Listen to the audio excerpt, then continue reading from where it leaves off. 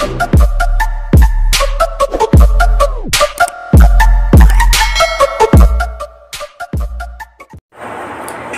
mga master! Welcome back to our channel! Panibagong araw, panibagong kabanata na naman ang pagsamasamahin natin ngayong araw na ito. At kung bago ka sa ating channel, pag-click ang subscribe button and hit the notification bell para updated kayo sa ating mga susunod na videos. So mga master, maraming salamat palagi sa inyong panonood. Pasensya na kung minsan matatagalan ang ating uploads kasi medyo busy lang tayo minsan sa trabaho at sa negosyo. So mga master, simulan na natin ang ating kabanata ngayong araw na ito. Let's go! Kabanata 2741-2760. Kabanata 2741.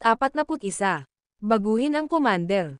So yun ang nangyari. Kahit na ang hukbo ng Erodia ay umatras noong una, binago nila ang kanilang taktika at sa halip ay lumaban sa amin.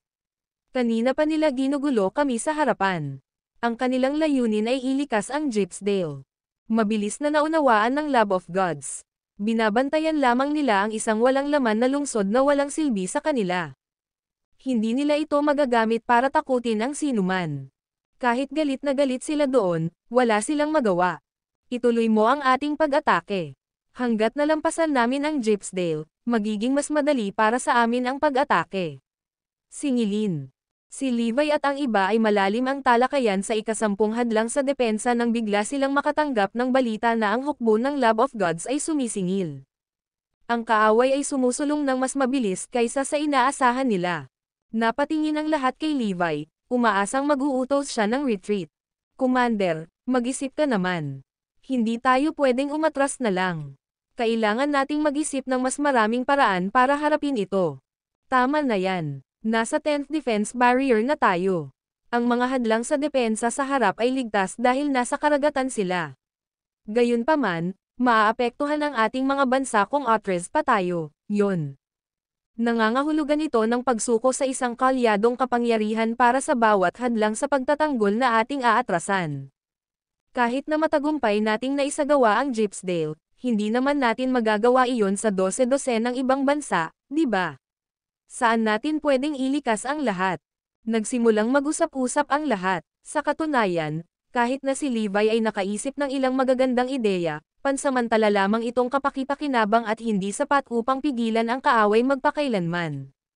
Masyadong malakas ang kanilang kalaban.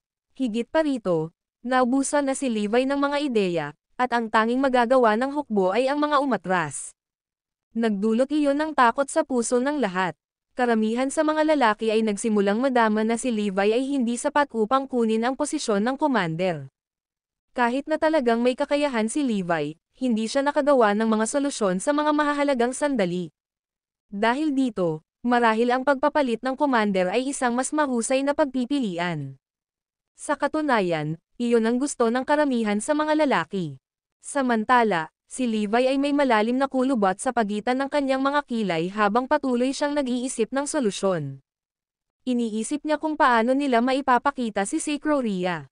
Sa paghusga sa kasalukuyang sitwasyon, maliban kung ang Lab of Gods ay nakaranas ng isang malaking suntok o ang hukbo ng kalaban ay ganap na natalo, imposible para sa Sacroria na kumilos.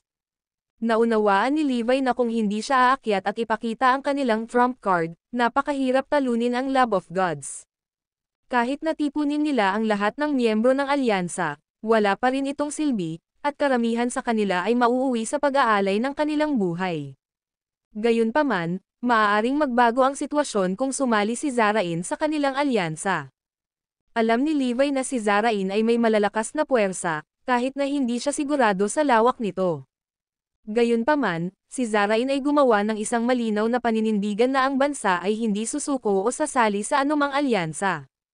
Dahil hindi posible ang paghingi ng tulong kay Zarain, kinailangan ni Levi na mag-isip ng iba pang mga opsyon.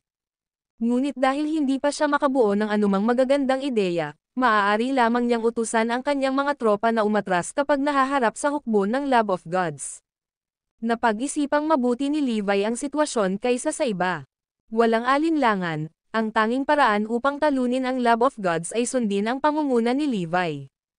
Bukod kay Levi, walang ibang nakakaalam kung paano nakaayos ang Lab of Gods at ang tunay na kapangyarihan ng Lab of Gods ay nasa Sacroria. Commander, nakaisip ka na ba ng solusyon? Itutuloy na lang ba natin ang pag-atres? Eksakto. Dapat ba nating tipunin ang lahat ng ating puwersa at harapin sila ng direkta? Nakatingin ang lahat kay Levi, naghihintay ng sagot niya. Umalis. Mag-iiwan na lang tayo ng ilang tropa para subukan at ubusin ang lakas at yaman ng kalaban. Magbabaon din tayo ng ilang landmine sa ilalim ng lupa sa ating defense barrier para sumabog sila pagdating ng hukbo ng Lab of Gods. Nag-utos si Levi. Nang marinig ang lahat ng salitang, retreat, lumitaw sa kanilang mga mukha ang pagkabigo. Ilang beses nilang binigyan ng pagkakataon si Levi na makaisip ng paraan. Gayunpaman, kahit na ang mga tropa ay nasa ikasampung hadlang sa depensa, ang mga lalaki ay hindi pa rin makapag-isip ng solusyon. Ang tanging ginagawa ng hukbo ay umatras. Dahil doon, nagsimulang mawalan ng tiwala ang lahat kay Levi. Mabilis na tinipon ng mga tinyente ang lahat at nag-usap ng pribado. Dapat ba nating imungkahi na baguhin ang commander? Mukhang hindi bagay si Levi sa gawain. Ang video na ito ay edited by Urban Storytelling. Kabanata 2742. Magpatuloy sa pag-urong. Sa una, naiintindihan pa rin ng hukbo ang mga dahilan ng pag-atres. Gayunpaman, hindi maiwasan ng mga lalaki na makaramdam ng pagkabigo sa sitwasyon ay tila nagpapatuloy ng walang katiyakan. Bagamat umaatres na sila sa pang-11 na hadlang sa depensa, tila wala pa ring plano si Levi kung hindi ipagpatuloy ang pag-atres at panggigipit sa mga tropa ng kalaban. Iyon ay lubhang nakababahala sa lahat. Kung ang komandante ay hindi makagawa ng solusyon, walang silbi ang pananatili sa kanya. Kung sino man ang nakalutas sa napipintong problema ay dapat na maging commander sa halip. Ang isang pinuno ay isa na nakakaalam ng daan at nagpakita ng daan. Parang sapat lang ang kakayahan ni Levi para maging isang military strategist at hindi isang commander. Sa tingin ko ay mas angkop si Levi na sumali sa pangkat ng diskarte at mag-ambag ng mga ideya bilang isang strategist ng militar. Dapat tayong pumili ng bagong commander. Paano ito? Magsumite muna tayo ng petisyon, dahil magtatagal bago makagawa ng desisyon. Sa sandaling iyon, malamang na umatras pa tayo sa ilalim ng pamumuno ni Levi.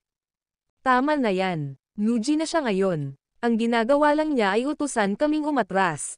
Dahil ang sitwasyon ay tila hindi nagbabago anumang oras sa lalong madaling panahon, dapat na lamang tayong magpetisyon para sa pagpapalit ng commander ngayon. Is-text ay nabibilang sa enveldrama.org. Lahat ba ay sang-ayon dyan? Sa mga pumayag, sabay tayo. Samantala, ganap na walang kamalay-malay si Levi na karamihan sa mga tenyente ay nagsumite ng magkasanib na petisyon para sa pagpapalit ng commander. Ang lalaki ay nag-iisip pa rin ng mabuti para sa isang solusyon upang maakit si Sacroria. Tinalikuran na ng alyansa ang ikasampung hadlang sa depensa. Sa lalong madaling panahon, ang hukbo ng lab ng mga Diyos ay hahabulin ang kanilang mga umuurong puwersa. Boom! Gayunpaman, ang mga landmine na itinanam ni Levi ay sumabog sa sandaling iyon, na nagdulot ng malaking pinsala sa hukbo ng lab ng mga Diyos. Gayunpaman, ang epekto mula sa pagsabog ay hindi pa rin sapat na matindi upang magdulot ng malaking pinsala sa kaaway. Ang susunod ay ang pang-11 na hadlang sa depensa, ang pinakamahalagang hadlang sa depensa habang nag-uugnay ito sa 7 bansa. Kung hindi kayang hawakan ng hukbo ang hadlang sa pagtatanggol na iyon, ang 7 bansang iyon ay nasa panganib. Ito ay katumbas ng pagbubukas ng kanilang mga pintuan at pag-imbite sa hukbo ng lab ng mga Diyos. Kung nangyari iyon, ang Lab of Gods ay biglang magkakaroon ng 7 higit pang pagpipilian na mapagpipilian. Walang paraan na ang alyansa ay magagawang ipagtanggol ang 7 bansang iyon ng sabay-sabay. Lahat ng 7 bansa ay malalagay sa panganib. Iyon ay hindi isang kinalabasan na nais ng sinuman. Pagkatapos ng lahat ng nasa Gypsdale ay inilikas sa 7 bansang iyon. Hindi solusyon ang paglikas sa mga bansa ng walang katapusan. Bukod dito, napakaraming pagsisikap na ginawa upang isama ang Gypsdale, na isang medyo maliit na bansa. Dahil sa laki ng 7 malalaking bansang iyon, kinakailangan ng higit na pagsisikap para lumikas.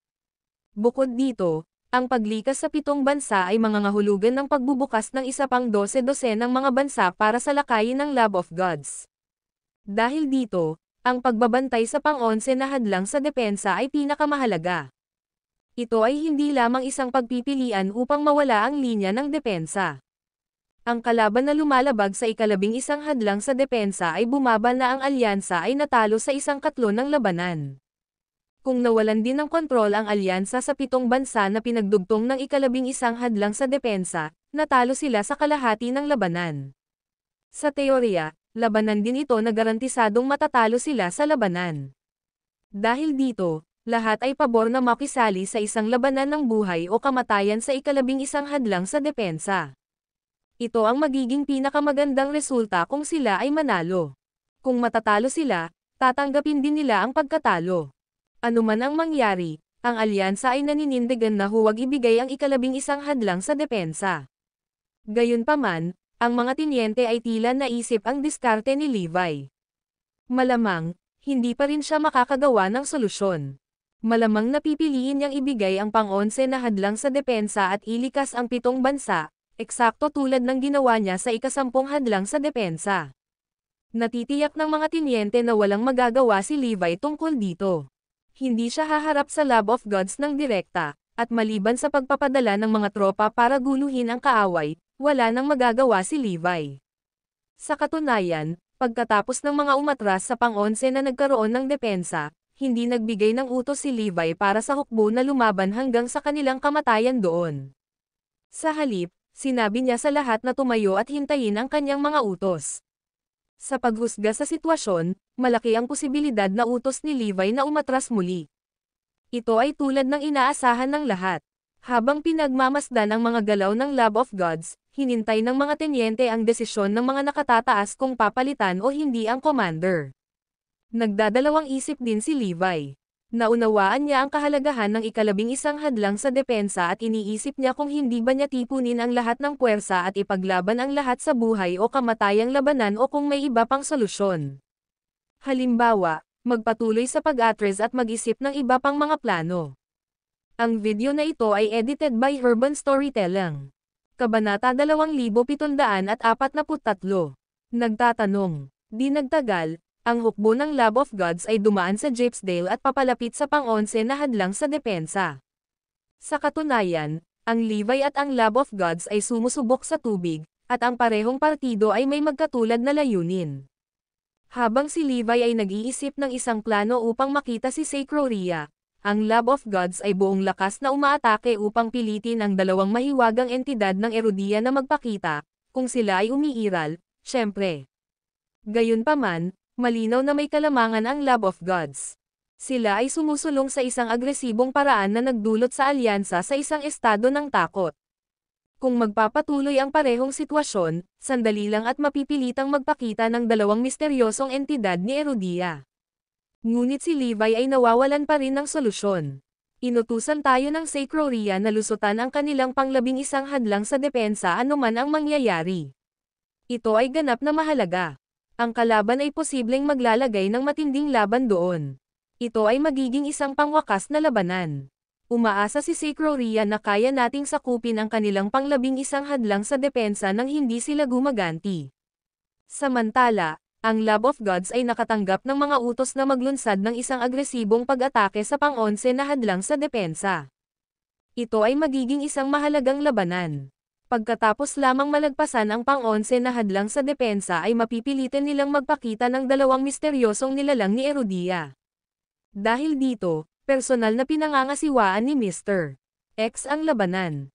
Oras na para sa Love of Gods na ilabas ang buong kapangyarihan nito sa mga labanang iyon. Sa lalong madaling panahon, dumating si Mr. X kasama ang isang mandirigma at may dalang ilang mga malalakas na armas. Bukod sa taliban ng hukbo ng Love of Gods, nagsimula na ring magtipon ang iba pang tropa. Ang Love of Gods ay hindi nagmamadali sa pag-atake dahil kailangan muna nilang tipunin ang lahat ng kanilang puwersa bago sumabak sa pinakahuling labanan. Napuno ng tensyon ang kapaligiran sa nalalapit na labanan. Ang hindi maipaliwanag na pakiramdam ng pang-aapi sa himpapawid ay higit na naramdaman ng mga sundalo ng alyansa na nagbabantay sa ika-11 hadlang sa depensa. Lahat ay pinag-uusapan ang bagay na ito habang nakakaramdam ng pagkabalisa. Habang patuloy na naghahanda ang kalaban para sa sagupaan, walang gumagalaw sa kanilang panig. Natural, iyon ang naging sanhi ng pagkataranta ng mga sundalo. Ano ang nangyayari sa ating commander? Wala pa ba siyang naiisip na solusyon? Nasa pintuan na natin ang kalaban. Baka nag-iisip na naman siyang umatras. Mamamatay tayong lahat kapag ipinagpatuloy niya iyon. I don't think he's fit to be our commander. Dapat tayong kumuha ng ibang tao na gagawin nito. Mukhang maraming tao ang nagalit sa kanya. Bago pa man sumiklab ang sukdulang labanan, maririnig sa buong paligid ang mga tinig ng kawalang kasiyahan tungkol sa pamumuno ni Levi. Halos lahat sa alyansa ay pinag-uusapan ito. Kung tutuusin, ang alyansa ay kombinasyon ng mga puwersa mula sa iba't ibang bansa at hindi lamang binubuo ng mga sundalo ni Erudia.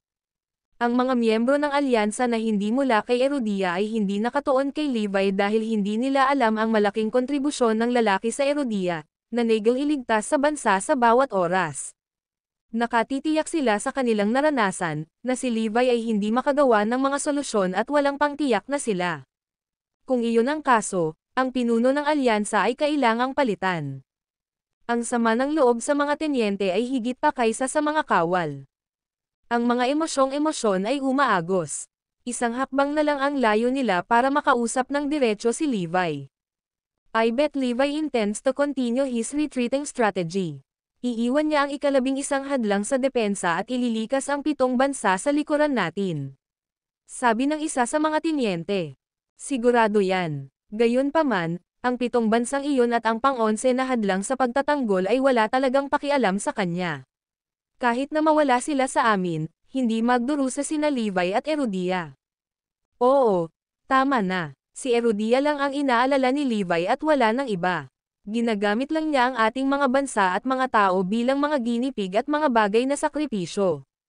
Kung maapektuhan si Erudia, sigurado akong hindi niya tayo utusan na umatras ngunit sa halip ay lalabanan ito ng kaaway. Eksakto. Siyempre hindi siya magpapanik. Ang ating mga tauhan at puwersa ang ating talo ngayon, hindi kay Erudia. Hindi namin maaaring ipagpatuloy ang pagsasakripisyo sa aming mga bansa at mga tao upang bigyan siya ng oras upang makabuo ng solusyon. Kahit ano paman, dapat nating protektahan ang pang-11 na hadlang sa depensa. Siguradong matatalo tayo sa laban kung susuko tayo. Ang mga tenyente ay humalili upang ipahayag ang kanilang hindi kasiyahan. Tara na. Kailangan nating tanungin si Levi kung ano ang plano niya. Oo, kahit na hindi pa siya nakakapagpasya, kailangan nating pilitin ang desisyon niya. Napakabilis, ang 12 ng mga tinyente ay nagkasundo. Nagtungo sila sa command center kung saan tatanungin siya ni Levi tungkol sa kanyang desisyon. Ang video na ito ay edited by Urban Storytelling. Kabanata 2744. Ano ang pinag-iingat ni Sacroria? Pagtingin sa 12 ng mga tenyente na sumugod lang ay natigilan si Levi. Nagre-research pa siya at nag-iisip ng solusyon, habang naghihintay ng updates. Ang Lab of Gods ay dapat na nagtanim ng mga undercover na especially iya sa kanilang tabi. Natural, magpapadala si Levi ng ilang especially iya para makalusot din sa kampo ng kaaway. Naghihintay siya ng mga update mula sa mga especially iya na ito. Ang kanyang desisyon ay gagawin ayon sa mga pangyayari sa lupa. Hindi niya inaasahan na ang mga tenyente ay nainip na kaya sumugod siya upang tanungin siya. Commander, ang mga tropa ng Diviniteria ay nagtitipon ng kanilang mga puwersa.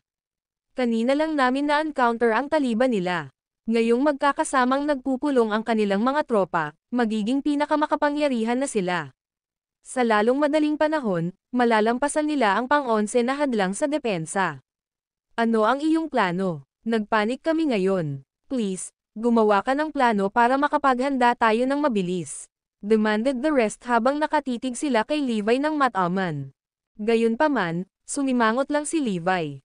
Well, hindi pa ako nakakapagdesisyon. Kailangan kong maghintay ng ilang sandali. Naghintay pa siya ng higit pang balita bago gumawa ng mas tiyak na plano. Pagkatapos ng lahat, dahil ang Lab of Gods ay gumagawa ng napakalaking hakbang, tiyak na may iba pa sa likod nito. Marahil, baka may balita sila tungkol sa Sacroria. Ha, hindi ka pa nakapagdesisyon. Nagulat ang lahat. Sila ay kumakatok sa aming mga pintuan, ngunit hindi ka pa nakapagdesisyon. Malapit nang umatake ang Lab of Gods. Actually, huli na ang lahat para maghanda kami ngayon. Talagang hindi perpekto na hindi ka pa nakapagdesisyon. Higit pa rito, ang pang-11 hadlang sa pagtatanggol ay dumating na.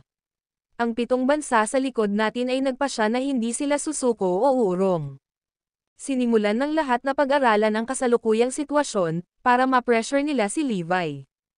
Commander, base sa ating mga kolektibong opinyon, mas mainam kung i-concentrate natin ang lahat ng kalyadong puwersa sa 11th Defense Barrier. Hayaan itong maging isang tiyak na labanan sa Lab of Gods. Sama-sama tayong lahat dito. Matalo man tayo, walang magrereklamo. Kung tutuusin, may malaking gap sa strengths. Oo, ang lahat ay nagkakaisa. Hindi tayo iisang bansa, isa tayong alyansa. Kung titingnan ang kasalukuyang sitwasyon, hindi tayo dapat sumuko sa ating 7 kaalyado sa likod natin. Maglalaban ba tayo, Commander? Tayo ba? Pinipilit ng lahat si Levi na ituloy ang laban na ito hanggang sa kamatayan. Gayunpaman, sumimangot siya. Maghintay muna tayo. Bigyan mo ako ng ilang oras. Inutusan ni Levi ang lahat ng umalis. Umalis sila, ngunit nagpatuloy sa paglibot sa command center na kinaroroonan ni Levi. Habang hinihintay nila ang kanyang huling desisyon, lumipas ang oras. Nang halos makalipas ang buong oras, nakatanggap si Levi ng balita mula sa kanyang mga espesyaliya. Ang Lab of Gods ay nag-iingat tungkol sa 2 mahiwagang entidad mula kay Erudia, hanggang sa ang Sacroria ay nag-aatubili pa ring ihayag ang kanyang sarili. Sa katunayan, ang pag-iral ni Sacroria ay upang maghanda para sa 2 mahiwagang nilalang. Nang sa wakas ay matanggap ni Levi ang mensahe, naunawaan niya ang lahat. Sinusubukan ng parehong partido ang mga batayan, kabilang ang Lab of Gods. Ang Leviathan ay sinadya din upang subukan ang 2 mahiwagang entidad kay Erudia. Gayunpaman, ayon sa Intel, ang 2 mahiwagang entity na ito ay maaaring hindi na umiiral. Gayunpaman, nag-iingat pa rin si Sacroria sa kanila. Ang mga pahiwatig na ito ay ginagawang mas madali ang mga bagay. Ngumiti si Levi. Ang susunod na hakbang ay upang linawin ang mga Dragonites at the Cardinal Hall kung ano ang 2 misteryosong entity na iyon, at kung umiiral ang mga ito. Mas mabuti kung sila ay umiiral. Sa ganoong paraan, magkakaroon sila ng mas mataas na pagkakataon laban sa Lab of Gods at Sacroria. Kung wala sila, mag-iisip siya ng paraan para maakit si Sacroria palabas. Iyon ang iba pang solusyon. Gayunpaman, ito ay mabuti ngayon na sila ay nasa tamang landas. Dahil kailangan ng oras para maghanda, hindi na sila dapat makisali sa susunod na labanan. Kinailangan nilang bawasan ang anumang mga casualty at pagkamatay. Pakinggan mo ang mga utos ko. Hindi nagtagal, pumasok ang mga tenyente at tinitigan si Levi ng Mat-Aman, naghihintay ng kanyang desisyon. I relay mo ang mga order ko. Sumuko sa pang-11 na hadlang sa pagtatanggol. Sabihin mo sa 7 bansa sa likuran natin na umatras sila. Ang video na ito ay edited by Urban Storytelling. Kabanata 2745. Hindi ka na magiging commander. Nang sabihin iyon ni Levi, tumahimik ang lahat. Ito ba? Naghintay sila ng kalahating oras. Iniisip na ni Levi ang magpapakilos ng mga puwersa para sa huling labanan ito. Halos mapaungol sila sa tuwa, pero inutusan pala silang umatras. Matapos ay pressure si Levi at bigyan siya ng kalahating oras para pag-isipan iyon ang naging desisyon niya. Gusto pa niyang umalis ang 7 bansa sa likod nila tulad ng Gypsdale. Ito, napatulala ang lahat. Pagkatapos ng napakatagal na paghihintay, iyon ang kinalabasan. Ang 12 ng mga tinyente ay nakatayong paralisado sa lupa. Lumipas ang mahabang panahon, ngunit hindi sila umalis. Sa halip, titig na titig sila kay Levi. Bakit tulala pa rin kayong lahat? Isagawa ang iyong mga gawain ngayon. Hindi ko ba nilinaw ang sarili ko? Tanong ni Levi habang nakatingin sa kanila. Gayunpaman, ang lahat ay tahimik lamang na nakatayo doon, nanlaki ang kanilang mga mata sa gulat. Anong nangyari? Tanong ulit ni Levi. Walang sumagot. Natahimik ang venue. Walang umalis sa kanila para tuparin ang utos ni Levi. Anong ginagawa mo? Magsalita ka. Galit na sigaw ni Levi. Paumanhin, Commander. Hindi namin matatanggap ang desisyon mo. Ang tinyente mula sa Zyperia ang unang humakbang. Oo, hindi natin ito matatanggap. Ang pang-11 na hadlang sa pagtatanggol ay dumating. Hindi tayo dapat sumuko dito. Ang 7 bansa sa likod natin ay hindi rin dapat umatras. Dapat tayong makisali sa isang labanan ng buhay o kamatayan sa ika-11 hadlang sa depensa. Sabay-sabay na napatingin ang lahat kay Levi. Commander, mangyaring bigyan ang mga utos na hayaan ang mga kalyadong puwersa na labanan ito sa pang-11 na hadlang sa depensa. Commander, mangyaring bigyan ang mga utos na hayaan kaming lumaban hanggang kamatayan sa ika-11 hadlang sa depensa. Sabay-sabay na sigaw ng lahat. Hindi nila hinihiling kay Levi na gawin ito, sa halip, pinipilit nila si Levi na maglabas ng utos para sa huling labanan. Nakaramdam ng galit si Levi nang mapilitan sila. Hindi mo ba naiintindihan ang sinabi ko? Inutusan kita na hilahin ang tropa pabalik. Ako ba ang commander, o ikaw ba ang commander? Tinatanggihan mo na ba akong kilalanin bilang iyong commander? Saway ni Levi. Kung ituturo mo pa rin ako bilang iyong commander, sundin mo ang aking mga utos at gampanan mo ang tungkuling iniatas ko sa iyo. Ipinapangako ko na makakamit ko ang tagumpay sa pinakamababang posibleng halaga. Tama siya. Kung susundin nila ang plano ni Levi na patuloy na umatras, mababawasan nila ang anumang nasawi. Sa bilang ng 3, mawala ka at tuparin mo ang iyong mga gawain. Kung hindi, susuwayin mo ang utos ko at kikilos ayon sa batas militar. Sigaw ni Levi. Gayunpaman, walang gumalaw. Sabay-sabay nilang sinabi, kung maglalabas ka ng utos na lumaban hanggang kamatayan, ituturo ka pa rin namin bilang commander. Igalang ka namin at susundin namin ang iyong mga utos. Gayunpaman, kung inutusan mo kaming mga umatras, ikinalulungkot namin na hindi namin masusunod ang iyong mga utos. Ihihinto din namin ang pagtrato sa iyo bilang aming commander. Oo, ang aming commander ay dapat na maging kapaki-pakinabang sa pinakakritikal na sandali. Siya ay dapat ang mamuna sa atin sa huling laban, hindi para patuloy na umatras. Ang pakikipaglaban sa kalaban ay hindi lamang ang sariling bagay ni Erudia, ito ay may kinalaman sa lahat ng kalyadong puwersa. Hindi ka makakapanalo ng oras para kay Erudia sa pamamagitan ng paggamit ng aming mga pagkatalo. Gusto namin ng isang patas at makatarungang commander, hindi isang taong makikinig sa isang partikular na bansa. Dapat niyang ituring ang bawat bansa bilang kanyang sarili. Hindi ka maaaring patuloy na umatras at umiwas sa mga laban para lamang kay Erudia.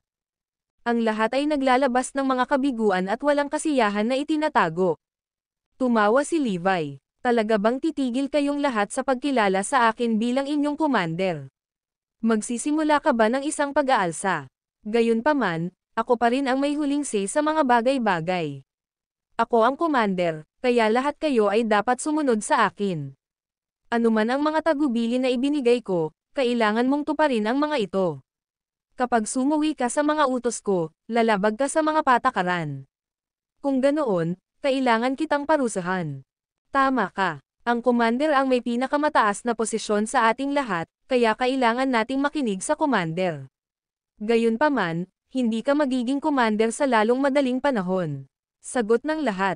Kumunat ang noo ni Levi. Anong ibig mong sabihin? Ang video na ito ay edited by Urban Storytelling. Kabanata 2746. Imbitasyon mula sa punong tanggapan. Siya ay nagkaroon ng isang hindi mapakali na pakiramdam. Ang mga hanggal na lalaking ito ay sisire sa plano at magsisimula ng malaking kaguluhan. Kung gusto nilang palitan ang commander, ito ay magiging isang malaking problema. Mukhang may balak talaga itong mga dumbases na ito. Nakapirma na kami ng petition to request for a change in commander matagal na ang nakalipas.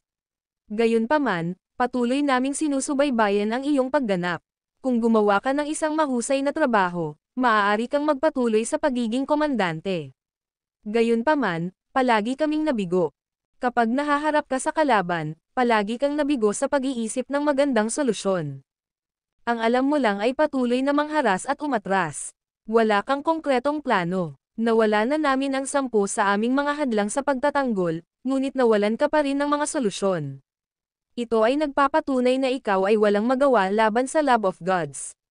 Sa harap ng ganap na kapangyarihan, ang anumang trick o plot ay walang silbi.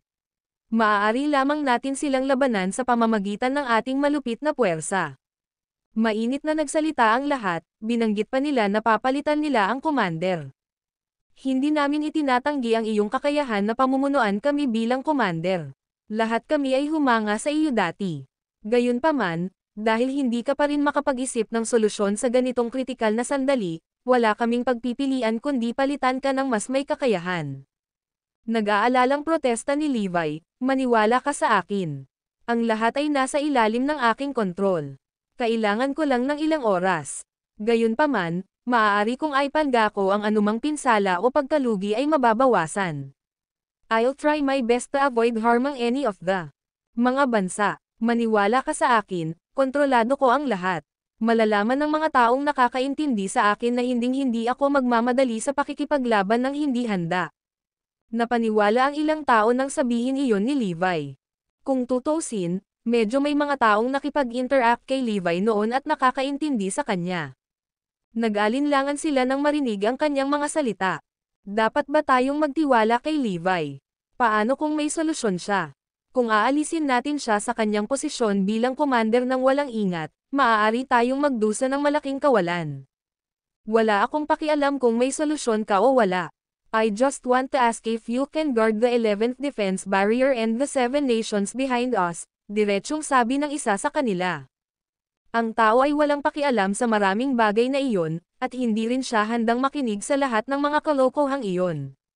Alam ng lahat kung paano mag-bluff, ngunit ang prioridad ay kung malulutas ba ang agarang dilema. Natoon ang tingin ng lahat kay Levi nang tanungin iyon ng taong iyon. Hanggat mapoprotektahan ng plano ni Levi ang hadlang sa depensa, lahat ay handang sumunod sa kanyang pamumuno. Gayunpaman, umiling si Levi. I'm sorry, but it's have to fall. Kailangan ko pa ng oras. Kaya, kailangan nating sumuko sa ika-11 hadlang sa depensa at sa 7 bansang nasa likod. Gayunpaman, bawiin namin ang kontrol sa kanila ng napakabilis. Nabigla ang lahat nang marinig ang sinabi niya. Sa ganoong kritikal na sandali, hindi na sila makapaghintay ng tamad. Ang labanang iyon ay kailangang labanan. Kung patuloy na sinusubukan ni Levi na iwasan ang labanan, walang suporta sa kanya. Nakatanggap sila ng balita na aatake ang Lab of Gods makalipas ang 5 o 6 na oras. Iyon ay isang napakaikling yugto ng panahon. Pagkatapos ng lahat, ang mga kalyadong puwersa ay naganap ng oras upang maghanda kung kailangan nilang itakda ang kanilang sarili para sa isang labanan. Ang mga super weapon ay kinailangan ding ilipat. Nakatingin sa lahat, tumawa si Levi at sinabing, "Ngayon, ako pa rin ang commander. Lahat kayo ay kailangang sumunod sa akin, kahit na ayaw ninyo. Ang sino mang manggugulo ay ikukulong kaagad." Nagkagulo kaagad pagkatapos niyang magsalita. Natakot lahat ng mga tinyente. Ano man ang mangyayari, si Levi pa rin ang nangyari, kaya't may kapangyarihan at hawakan ang lahat. Walang pakinabang sa kanila kung susuwayin nila ang kanyang mga utos. May tao, halika rito. Nang magbigay ng utos si Levi, sumugod ang kanyang pinakamataas na nasasakupan. Kung may sumuway sa utos ko, ikulong agad. Bilang commander, may kapangyarihan akong gawin iyon. Naiintindihan. Inilibot ni Levi ang kanyang tingin sa iba. Kahit na ayaw mong sundin ang mga utos ko, dapat managot ka pa rin sa akin. Nang makaramdam ng pag-aalinlangan ang lahat, biglang nakatanggap si Levi ng imbitasyon sa video call mula sa punong tanggapan. Ang punong tanggapan ay binubuo ng mga Dragonites at mga organisasyon mula sa ibang bansa. Ngayong nagkakaroon sila ng video conference, nakaramdam si Levi ng kaba. Gayunpaman, tinanggap pa rin niya ang imbitasyon sa video call. Ang video na ito ay edited by Urban Storytelling. Kabanata 2747. Ang Titan Lord. Ang lahat ng mga pinuno ay naruroon sa video call. Si Max ang kinatawan ng Erudia. Commander, inimbitahan ka namin sa video conference na ito para talakayin ang muling pagtatalaga ng Commander. Ang mga hukbo ng Diviniteria ay nagtitipon at naglunsad ng pag-atake sa lalong madaling panahon. Dapat bantayan ng mga kalyadong puwersa ang pinakakritikal na hadlang sa depensa. Wala ka pa bang ideya? Atras ka pa ba? Tanong ni Craig sa ngalan ng iba. Tumango si Levi. According to my plan, we have to retreat for now. Hindi ito ang oras para makipaglaban sa buhay o kamatayan sa Diviniteria. Naiintindihan. Sa kabilang panig ng video call, isang malaking gulo ang naganap habang pinag-uusapan ng mga tao ang isa't isa. Baka sa mga mukha nila ang pagkadismaya. Hindi pa rin makapaniwala ang lahat ng makatanggap sila ng napakaraming kumakain ng mga tinyente na palitan ang commander, kaya gusto nilang personal na tanungin si Levi. Gayunpaman, ito ang kinalabasan. Wala siyang anumang magandang solusyon para harapin ang Diviniteria. Sa katunayan, wala siyang anumang solusyon. Sa halip, ipinagpaliban pa niya ito. Wala nang makakayang mag-aksaya pa ng oras. Kung ganoon, iminumungkahi ko na palitan natin ang commander sa mas may kakayahan. For the sake of fairness, bumoto tayo. Oo naman. Itaas ang iyong kamay kung pumayag kang palitan ang commander. Whoosh, whoosh, whoosh. Sunod-sunod na itinaas ng mga kinatawan ang kanilang mga kamay. Maliban kay Craig at sa iba pang mga kinatawan na may mabuting pakikitungo kay Erudia, karamihan sa kanila ay nagtaas ng kanilang mga kamay bilang pagsang-ayon na palitan ng commander. Obvious naman ang kinalabasan. Hindi na magsisilbing commander si Levi. Gayunpaman, maaari siyang sumali sa pangkat ng diskarte bilang isang strategist ng militar. Inanunsyo ni Craig ang mga resulta. Oo, makakasali si Levi sa strategy team. Iyon ang pinakaangkop na lugar para sa kanya. Sumasang-ayon ako sa mungkahing ito. Sumasang-ayon din ako. Sumang-ayon ang karamihan na hayaang sumali si Levi sa pangkat ng diskarte bilang isang strategist ng militar. Isa pang kandidato ang itatalaga bilang commander sa halip. Nang makita ng mga tinyente sa command center na tinanggal si Levi sa kanyang posisyon bilang commander, halos magsaya sila sa pagdiriwang. Ito ay mahusay. Matapos mawala ang kanyang titulo bilang commander, medyo kalmado pa rin si Levi. Inasahan na niya ang magiging resulta nang matanggap niya ang imbitasyon sa video conference. Gayunpaman, wala siyang magawa. Itong grupo ng mga tanga. Napakaraming casualties mamaya. Ang mga kinatawan sa kabilang dulo ay nagsimulang mag-nominate ng bagong commander. May kabuuang 6 na kandidato. Napili ang commander sa pamamagitan ng pagboto. Sa kalaunan, nagpasya silang italaga ang Titan Lord ng Zypria, si Lovsky, para maging susunod na commander. Siya ang susunod na pinakamahusay na pagpipilian bukod kay Levi. Higit sa lahat, napakahusay niya sa pakikipaglaban. Sa katunayan, nakuha niya ang kanyang palayaw bilang Titan Lord dahil sa kanyang hindi nagkakamali sa mga kasanayan. Hindi nagtagal, dumating ang Titan Lord, na halos 2 metro ang taas, kasama ang kanyang mga nasasakupan. Yumuko sa kanya ang mga tinyente. Sa pagtingin kay Levi, tiniyak siya ng Titan Lord, huwag kang magalit, Crown King mula sa Erudia. Magiging bahagi ka pa rin ng aking pangkat ng diskarte bilang pangunahing strategist ng militar. Maraming bagay ang kailangan kong ikonsulta sa iyo. Tumawa si Levi. Kung ganoon, ipinapayo ko sa iyo na sumuko sa pang-11 na hadlang sa depensa at sa 7 bansa sa likod. Retreat ka agad. Tumawa si Titan Lord nang marinig iyon. He mocked, mukhang hindi mo napagtanto ang sarili mong pagkakamali, Crown King.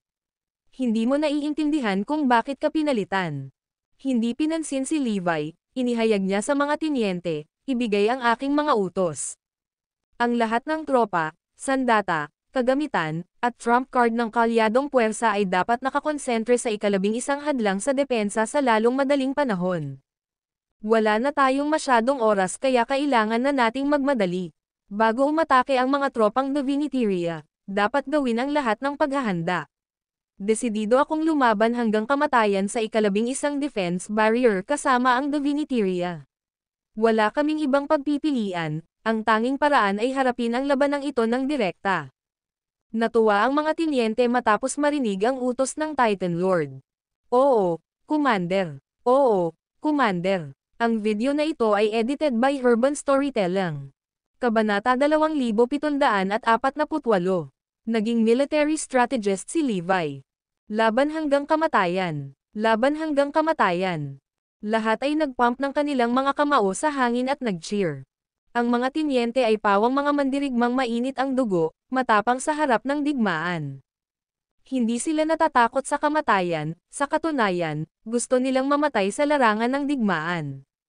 Sila ay umaangal na parang mga lobo. Ang pare-parehong pag-urong ni Levi ay nagpabaliw sa kanila. Akala nila masyado siyang conservative. Nakakahiya ang laban na ginawa nila kaya natambakan ang mga hinaing nila kay Levi. Sa kabilang banda, ang Titan Lord ay ang uri na sumugod sa isang labanan, na gumagamit ng walang anuman kundi malupit na lakas. Nagsimulang hindi mapakali ang lahat sa sandaling inilabas niya ang kanyang utos. Lahat sila ay napagtagumpayan ng kanyang karisma, lubos na kumbinsido sa kanya. Ito ang commander na gusto nila. Bagamat wala siyang solusyon sa sitwasyong ito, handa siyang lumaban hanggang kamatayan. Bagamat napakalakas ng Diviniteria, ang mga kalyadong puwersa ay parehong malakas din. Hindi na kailangang matakot, isasagawa namin kaagad ang iyong mga utos. Ang mga tenyente ay nagtungo upang maghanda ng buong pananabik. Bago sila umalis ay tinapunan nila ng makahulugang tingin si Levi. Hindi niya alam kung ano ang sinusubukan nilang sabihin. Marahil, may pahiwatig ng pangungutya. Tumingin sa kanya, pagkatapos ay tumingin sa iyong sarili. Matapos ipahayag ng mga tenyente sa mga mandirigma na sila ay lalaban hanggang sa kamatayan, ang lahat ay nagkagulo. Nararamdaman nila ang dugo at adrenaline na dumadaloy sa kanilang mga ugat. Sa nang pamumuno ni Levi, pinipigilan nila ang kanilang sarili. Ngayon na sa wakas ay makakalaban na nila ito minsan at para sa lahat, lahat sila ay nagsaya sa pangalan ng Titan Lord. Para bang lahat ay nabaliw. Matapos matanggap ang kanyang mga utos, sinimulan ng mga kalyadong puwersa na ipadala sa kanila ang mga mas piling mandirigma at armas. Ipinadala rin ni Erudia ang kanilang pinakamahuhusay na kagamitan at pinakamalakas na sundalo, kasama ang lahat ng pinakamalakas na sandata. Nang maitatag ang mga kalyadong puwersa, nangako ang lahat na walang itatago. Sa isang iglap, sinimulan ng mga bansa na dalhin ang lahat ng mayroon sila sa pang-11 na hadlang sa depensa. Ito ay isang kamangha-mangha at nakakatakot na eksena. Ang Titan Lord ay medyo may kakayahan din. Hindi lamang niya tiningnan ang malaking larawan, ngunit binigyang pansin din ang mga maselang detalye. Habang sinusuri ang tropa ng mga kaaway, sinimulan niyang iset up ang firepower ng kanyang panig. Hiniling pa niya kay Levi na magkaroon ng ilang ideya, gaya ng kung paano aatake at ipagtanggol. Walang pagpipilian si Levi kundi tulungan ang Titan Lord. Gumawa siya ng maraming plano sa labanan at isinama ang Maya Industries at Sacred Organizations sa loob ng mga ito. Iyon ay magpapataas ng kanilang mga pagkakataon ng tagumpay, habang pinaliit ang mga nasawi. Di nagtagal, natapos ni Levi, kasama ang pangkat ng diskarte at ang Titan Lord, sa paghahanda ng plano ng labanan. Pagdating ng mga mandirigma at armas ng mga kalyadong puwersa, lahat sila ay nakadeploy sa kani-kanilang posisyon. Umalis si Levi matapos ang lahat. Kahit na nawalan siya ng posisyon bilang commander at hindi gaanong maginhawang gawin ang mga bagay, kailangan pa rin niyang kumilos. Ang kanyang unang hakbang ay ang magmadaling bumalik sa Erudia at magtanong sa mga Dragonites at the Cardinal Hall tungkol sa dalawang mahiwagang entidad. Nais niyang tiyakin kung ito ay totoo. Di nagtagal pagkaalis ni Levi, ipinaalam ito sa Titan Lord. Ano? Ang pangunahing strategist ng militar ay nawala. I bet na takot siyang mamatay kaya ayaw niyang manatili sa front lines. Posible yan. Kung hindi, bakit siya patuloy na Atres noong siya pa ang commander? Oo, matagal kong napagtanto na siya ang pinakamabilis na tumakas sa bawat oras. Hanggang ngayon, hindi pa nakaharap ni Levi ang Love of Gods. Ang lahat ay nagpahayag ng kanilang mga opinyon, na iniisip ni Levi ay hindi nang ahas na manatili sa harapang linya dahil siya ay natatakot na mamatay. Malamig na napangiti si Titan Lord. Hindi na mahalaga. Well, siya ay may kakayahan sa digmaan. Kahanga-hanga ang 4 na taktika ng labanan na ginawa niya para sa amin. Dahil gusto namin siya lalo na para sa kanyang mga taktika sa labanan, hindi mahalaga ang kanyang pagkawala. Hindi naman siya ang nag-uutos eh. Oo, sa pangunguna mo sa amin, siguradong mananalo kami. Mabilis na kumilos ang mga kalyadong puwersa. Hindi nagtagal, dumating ang mga trump card ng lahat at itinuro sa mga posisyon na inihanda ng Titan Lord para sa kanila. Ang kailangan lang nilang gawin ay hintayin ang mga tropa ng Diviniteria at maghanda upang lumaban hanggang sa kanilang kamatayan. Ang video na ito ay edited by Urban Storytelling. Kabanata 2749. Paghahanap ng sagot. Noong una, narinig ng lahat kung gaano kalakas ang Diviniteria. Kung ang labanan ay nawala, ang buong mundo ay tiyak na mapapahamak. Ang totoo, lahat ay natatakot pa rin sa Diviniteria. Pagkatapos ng lahat, sila ay masyadong malakas. Bukod dito, si Levi at ang kanyang mga tauhan ay nauubusan ng mga ideya. Kahit na ang mga dumating bilang backup ay natatakot sa Diviniteria. Gayunpaman, mula nang dumating doon, napagtanto nila na ang kanilang mga kapangyarihan ay hindi kapani-paniwalang makapangyarihan bilang mga kaalyado. Ito ay isang nakakabighaning tanawin sa pangalawa ng higit sa buong bansa ay nagpahayag ng kanilang mga trump card. Ang bilang ng mga sundalo, armas, at iba pang suporta ay napakarami. Ang pinakamahalaga, ang bawat organisasyon ay handang gawin ang lahat ng oras na ito, na isiwalat ang lahat ng mayroon sila. Sa lahat ng kanilang mga pinagsama-samang, tila sila ay may 100 beses na mas marami kaysa sa kalaban sa bawat aspeto. Marahil ay hindi pare-pareho ang kanilang kalidad sa kalaban, ngunit nauuna sila sa mga bilang. Nang makita ang pang-11 na hadlang sa depensa na pinalakas ng higit 10 operating base, ang lahat ay lubos na gumaan. Ang takot nila sa Diviniteria ay nawala sa isang iglap. Ang totoo, ang kanilang takot ay nagmula sa kakulangan ng firepower. At ngayon, mayroon silang higit sa sapat, sa punto na ito ay medyo nakakatakot. Maging si Lovsky ay nabigla sa balita. Hindi pa siya nakipaglaban sa isang labanan kung saan siya ay nasa dulo. Sa lahat ng mga nakikitag ito, wala siyang kinatatakutan. Gayunpaman, naguguluhan pa rin siya sa isang bagay. Hindi niya maintindihan kung ano ang ikinatatakot ni Levi nang ang alyansa ay nagpalakas sa kanila. Bakit hindi niya simulan ang laban? Nagulat ang lahat nang malaman nila kung gaano kalakas ang alyansa. Walang sino mang umasa na magiging ganoon kalaki ang kanilang kapangyarihan. Hindi nagtagal, natanggap ng Lab of Gods ang balita, at sila rin, ay nabigla sa kanilang buhay. Kadalasan, magpipigil sila sa pagsisiwalat ng kanilang kapangyarihan. Mukhang inilalabas nila ang lahat ng mayroon sila ngayong nasa panganib sila. Sa alyansa, mas malakas na ngayon ang kalaban kaysa dati. Lalo na noong pinalitan ng Titan Lord mula sa Zyperia si Levi bilang commander. Sabi ng isang tao. Ang lahat sa Lab of Gods ay napuno ng kakilakilabot, nakikita kung gaano kalakas ang alyansa. Ito ay mas malakas kaysa sa inaasahan nila. Bigla namang tumawa si Mr. X. Ito ay mahusay. Ang galing talaga. Nabago ang posisyon ni Levi bilang commander. Magandang balita ito. Bagamat patuloy na pinapa-address ni Levi ang kanyang hukbo, ang kanyang maliit na kaguluhan ay nagdulot sa amin ng maraming pinsala. Higit sa lahat, nakagawa na kami ng napakalaking kawalan nang hindi namin siya nakita ng personal. Tsaka alam kong mas marami pa siyang pakana. Manalo man tayo sa huli, siguradong marami tayong pagdurusa sa kamay ni Levi. Mawawalan pa tayo ng maraming sundalo. Nagningning ang mga mata niya. Hindi kami natatakot na lumaban sa alyansa. Upang maging tiyak, pinangarap namin na tipunin nila ang lahat ng kanilang kapangyarihan upang makipaglaban sa amin. Kaya lang hindi natupad ang pangarap natin. At ngayon, ang posisyon ni Levi bilang commander sa wakas ay nabago. Siguradong tinutulungan ako ni Heaven. Si Lovsky ay palaging isang palaaway na tao. Tiyak na ibibigay niya ang lahat para labanan kami. Ito ay napakahusay. Matapos malaman na nagbago na ang commander, nagtawanan ang lahat. Ang tanging ikinatatakot nila ay hindi sila lalabanan ng alyansa. At ngayon, naayos na. Malapit na tayong magtipon ng ating mga puwersa, tama ba? Tanong ni Mr. X. Oo, nakatipon na silang lahat. Okay, hintayin mong umatake ang mga utos ko. Iuulat ko ang sitwasyon sa Sacroria at kukunin ang kanilang desisyon tungkol dito. Ang parehong partido ay tapos na sa paghahanda ng kanilang mga sarili. Isang malaking labanan ang malapit ng sumiklab. Sa katunayan, ito ang magiging labanan ng siglo na hindi pa nakikita ng sinuman. Ang lahat ng mga partido maliban kay Zarain, na may pinakamaliit na bilang ng mga mandirigma, ay nagpapadala ng bawat lakas tao na mayroon sila. Samantala, sa sandaling sumugod si Levi kay Erudia, tinipon niya ang 4 na miyembro ng Dragonites, Daxon ng The Cardinal Hall, at iba pang makapangyarihang tao. Hindi ba dapat ikaw ang military strategist sa frontline?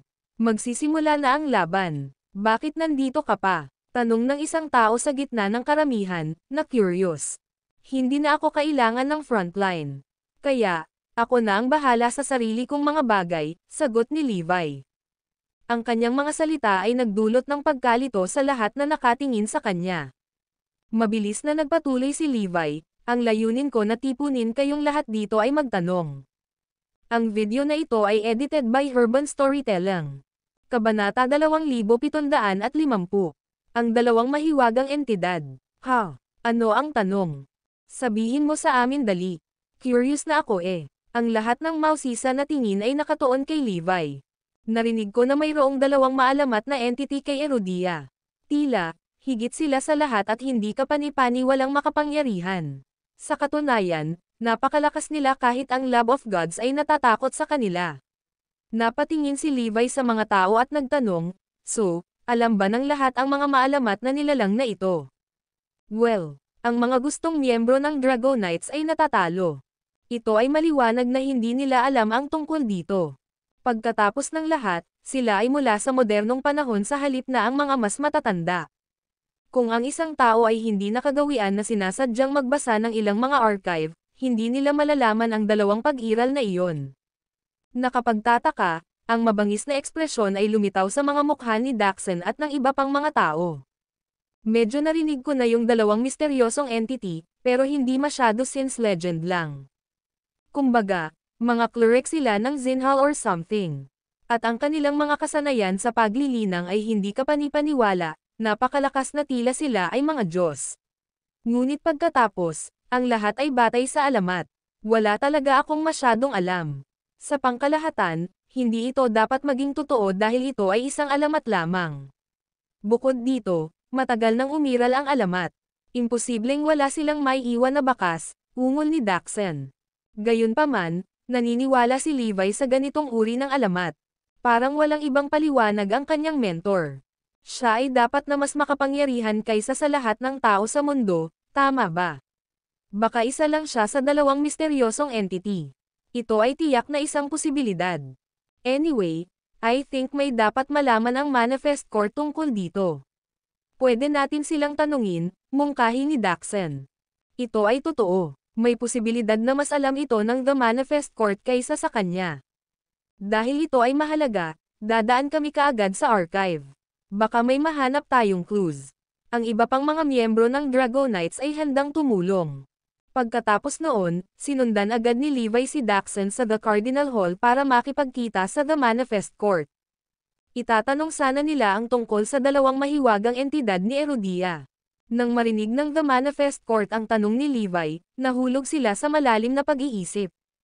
Nanatili ang katahimikan ng mahabang panahon na ikinagulat ni Levi. Malinaw na alam ng The Manifest Court ang tungkol dito. Kaya ito ang kinatatakutan nila. Sila rin, omniscient. Hindi ako makapaniwala na alam din nila ang tungkol dito. Pagkatapos ng mahabang katahimikan, sa wakas ay tumugon ang The Manifest Court, ngayong nabanggit mo na ang alamat, talagang may kinalaman ito sa lihim na pinoprotektahan ni Eragon. Ngunit ang lahat ng ito ay isang alamat lamang. At napamasdan namin ito dati. Walang koneksyon sa pagitan nila. Excited si Daxon. Ha? May kaugnayan ba ito sa sikretong pinoprotektahan ni Eragon? Oo. Ang sikreto ay umiiral. Ganoon din sa alamat ng dalawang mahiwagang entidad. Gayunpaman, hindi namin nahanap kung ano ang koneksyon hanggang ngayon. Totoo ba ang alamat? Nag-e-exist talaga? Nagmamadaling tanong ni Levi. Isang boses na naman ang naglakbay mula sa loob. Sorry, hindi rin namin alam. Wala kaming mahanap. Ngunit pagkatapos ng mahabang panahon ng pagsisiyasat, tila walang bakas ng dalawang entity na lumilitaw kay Erudia. Ang tanging conclusion na maibibigay namin sa iyo ay ang mga ito ay umiiral lamang sa alamat at hindi sa totoong buhay. O baka masasabi mong walang kakayahan ang The Manifest Court na tukuyin kung ang dalawang mahiwagang entity ay hindi mga alamat. Kaya, naniniwala kami na wala sila. Nang marinig iyon, nadismaya si Levi. Dahil ito ang sagot na ibinigay ng The Manifest Court, malaki ang posibilidad na hindi totoo ang dalawang mahiwagang entidad. Gaya ng inaasahan, Ang mga alamat ay mga lamang alamat. Bukod dito, kahit na ang Lab of Gods ay hindi matukoy ang pagkakaroon nito. Kaya naman, ligtas na sabihin na hindi sila umiiral. Pagkatapos ng lahat, malamang na walang ibang tao sa mundo maliban sa The Manifest Court at Lab of Gods ang makakapagtukoy ng pagkakaroon nito. Kung sinabi nila na ang mga mahiwagang entidad ay hindi umiiral, dapat na totoo iyon. Sa makatuwid, maaari lamang silang umasa sa kanilang sarili. Gayunpaman, maaari niyang gamitin ang ideyang ito upang maipahayag ni Sacroria ang kanilang sarili. Nag-iisip na si Levi ng planong pag-atake sa Sacroria. Bago ako umalis, maaari ko bang malaman kung ano ang mga entidad ng dalawang alamat na ito? I'm sure masasabi mo man lang sa akin yan, di ba? Ang video na ito ay edited by Herban Storytelling. Kabanata 2751. Guild sa Order. Maging si Daxon ay nagmasid ng may matinding interes nang magtanong si Levi, dahil narinig niya ang pagdaan ng mga kleriko ng Zinhal ngunit hindi niya alam ang mga detalye. Talagang tiningnan namin ang parehong variation ng alamat. Ang isa ay nauukol sa Esoteric Guild. Sinasabi ng isang salita na sila ay isang grupo ng mga Thurges na gumagamit ng makapangyarihang mga pamamaraan ng mahiwagang. Ang iba ay nag-aalala sa mga kleriko ng Zinhal ng Ecclesiastic Order, na sila rin ay mga pambihirang tao sa kanilang sariling mga karapatan. Parehong nagtataka sina Levi at Daxon. Maaari ka bang magkaroon ng mas detalyadong impormasyon o mga kagustuhan? Patuloy sa pagpindot si Levi. Isang sinaunang manyawal ang lumabas mula sa The Manifest Court, na, sa pagsusuri ni Levi, ay nagbukas upang ipakita ang nilalaman na eksklusibong binubuo ng mga kwentong mitolohiya na ang Manifest Court ay gumawa ng kaunting pagsisikap na ipaliwanag. Malinaw na ang mga ito ay mga alamat lamang at, sa karamihan, hindi na verify na matataas na kwento at sabi-sabi. Nag-mental note si Levi at saka umalis. Sa totoo lang, hindi rin siya ibinente sa kanila, dahil sila, gaya ng pinatutunayan ng iba't ibang nahuhusay, walang iba kundi mga kwento. Ang tanging paraan ng pagdududa ay umikot siya sa sarili niyang tagapagturo. Saan nagmula ang tila omnipotent mentor? Ano ang susunod mong gagawin? Tanong ni Daxon. Seryoso ang ekspresyon ni Levi. Sa lahat ng oras na ito, ang Sacroria ay labis na nag-aalala tungkol sa Esoteric Guild at sa Ecclesiastic Order, at sa katotohanan ng kanilang pag-iral. Para sa kadahilanang ito, nanatili silang pinigilan at nag-iingat ng kanilang lakas. Narinig ko pa na ang Lab of Gods ay talagang naghihintay sa paglitaw ng Esoteric Guild at ng Ecclesiastic Order, at naghahanap lamang upang salakayin si Erudia gamit ang Leviathan. May diwa si Daxon kung ano ang intensyon ni Levi. Kaya ang paparating mong plano ay gamitin ang Esoteric Guild at ang Ecclesiastic Order para painugan si Sacroria. Tanong ni Daxon. Oo, tama iyan. Kaya naman kailangan ko munang alamin kung tungkol saan ang dalawang mahiwagang entity ng lore na ito, para maka-adapt ako ng naaayon. Kahit na ito ay isang gawa-gawa lamang, dapat tayong magbalat kayo sa abot ng ating makakaya sa kung ano ang ipinapakita ng mga kwento. Sa pamamagitan lamang ng paggawa nito ay magagawa nating makuha ang atensyon ng Sacroria, paliwanag ni Levi. Nakikita ko. Kaya, kailangan mo ng mas konkreto mula sa The Manifest Court. Gayunpaman, mukhang nag-aalala si Daxon. Upang maging kapanipaniwala bilang ang maalamat na Esoteric Guild at Ecclesiastic Order, tiyak na kailangan hindi malaman ang bahagi kundi magkaroon din ng lakas ng loob na tumugma. Sa kabila ng ating sama-samang pag-unlad sa lakas, natatakot ako na baka malayo pa tayo para maabot ang mismong pamantayang ito. Ang pagtatasa ni Daxon ay napakasimple. Ang mga nasasakupan ni Levi ay sadyang walang kakayahan na ipagpaliban ang kanilang sarili bilang mga miyembro ng alinman sa Esoteric Guild o Ecclesiastic Order, kaya ginagawang madali para sa pandaraya na iyon na mawala. Relax. Walang sino man sa inyo ang mangangailangan na makisali dito, dahil mayroon akong ilang mga pandaraya. Ito ay kung saan ang Mutant number 13 at ang Fearsome 4, pati na rin si Cyrus, ay magiging kapaki-pakinabang. Hindi dapat mahirap para sa kanila na ipagpaliban ang kanilang sarili bilang Esoteric Guild at Ecclesiastic Order, kahit sandali lang. Nakaisip din si Levi ng isang mahusay na drone na magagamit nila, at iyon ang base ng pagsasanay sa ilalim ng Project Atlantis. Sa Lab of Gods, ito ay isang lugar ng walang pigil na intriga. Marahil ay aalamin pa nila ang lugar na iyon upang magkaroon ng isang uri ng koneksyon sa Esoteric Guild at sa Ecclesiastic Order. Pupunta si Levi sa partikular na hilig nila para makita si Sacroria, ngunit ang pangunahing gawain para sa kanya ay tipunin ang kanyang super fighters. Hindi rin kayo dapat magpakatanga. Lumabas ka dyan at magbigay ng kamay. Isa pang bagay, bagaman. Pansinin mo si Zarain. Nag-iingat ako na baka samantalahin nila ang pagkakataong kumilos laban sa atin. Nais ni Levi na babantayan mabuti ni Daxon si Zarain, dahil ang isang natutulog na Zarain sa oras na iyon ay isang nakakatakot na panukala. Sa pamamagitan ng pananatili at hindi pagsali sa alyansa, siya at ang kanyang mga kauri ay maaaring naghihintay ng pagkakataon na mapakinabangan kapag ang magkaalyadong puwersa at ang Diviniteria ay napagod sa isa't isa. Ang lakas nila ay nanatiling isang hindi kilalang kalakal, at iyon ang pinakadakilang dahilan ng pag-aalala ni Levi. Kaya naman, kailangan niyang maging maingat. Sa ngayon, natapos na ang pagtatayo ng pang-11 hadlang sa depensa ng mga kaalyadong puwersa. Ang Titan Lord ay nangunguna sa isang grupo ng mga tenyente na nagsusuri mula sa isang mataas na lugar habang hinihintay nilang magsisimula ang labanan. Nais kong mamuno ako sa aming malawak na hukbo. Ang video na ito ay edited by Urban Storytelling. Kabanata 2752. Lahat nawala sa 30 segundo. Mataas ang moral dahil sa napakalaking lakas na pinagsama-sama sa hanay ng mga kaalyadong puwersa, at ang masa ay walang kinatatakutan kahit na sino, kahit na ang lab ng mga Diyos ang tumindig laban sa kanila. Ang mga paunang pagkabalisa ay nagbigay daan sa lumalagong kumpiyansa sa sandaling ang lahat ay nagtipon. Sa halip na bumagsak sa ating mga posisyon sa pagtatanggol, bakit hindi natin kunin ang inisyatiba at makipaglaban sa kanila? Mungkahi ng isa sa mga tinyente. Tama na. Ang mga plano sa pakikipag-ugnayan na ibinigay ng strategist ng militar ay may lahat ng bagay maliban sa isang nakakasakit na diskarte. Iyon ay nagpapakita na walang sino man ang umaasa sa amin na unang mag-strike. Ang Diviniteria, masyadong, ay hinding-hindi tayo makikitang darating. Pakinggan, pakinggan. Tiyak na magugulat tayo sa kanila kung pupunta tayo sa Opens iba. Ang mga pananaw na iyon ay pinangunahan ng isang koro ng suporta mula sa kanilang iba pang masigasig na mga kontemporaryo na nadama din na ito ay isang posibleng opsyon. Ang isang pangunahing apela para sa kanila ay ang pagkilos na iyon ay hindi bukas sa kanila noon.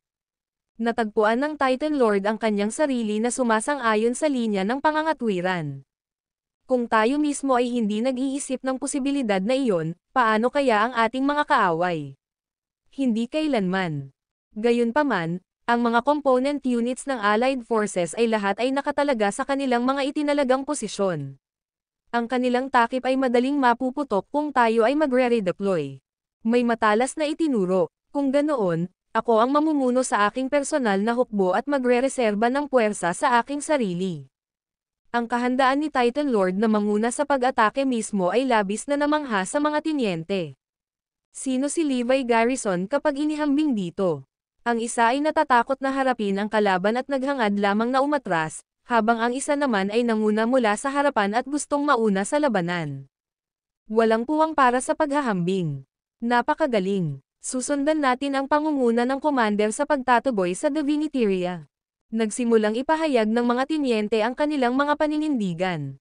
Napakabilis, si Titan Lord ay lihim na pinakilos ang kanyang sariling personal na hukbo pati na rin ang ikatlong bahagi ng mga reserbang puwersa sa likuran ng hindi nagpapalom sa iba pang mga unit at nakipagsapalaran sa mga katubigan sa kabila.